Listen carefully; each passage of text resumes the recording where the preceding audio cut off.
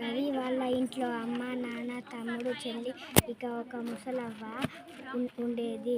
ముసలవ్వ రవికి నాయనమ్మకు కళ్ళు సరిగ్గా కనిపించవు. మోకాళ్ళు కూడా అరిగిపోవడంతో నడవడం కూడా కష్టమయ్యేది. నాయనమ్మను చూడడానికి వచ్చిన వాళ్ళందరూ ఏం అవ్వ మంచిగున్నావా అని అడిగితే, ఏం మంచిగున్నాను బిడ్డ, ఎవరంటే పనికిరాని బతుకు అనేది.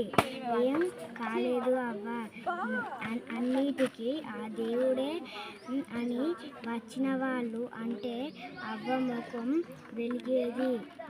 వెలిగిపోయేది. అవ్వ వాళ్ళంతా తల నుంచి దండం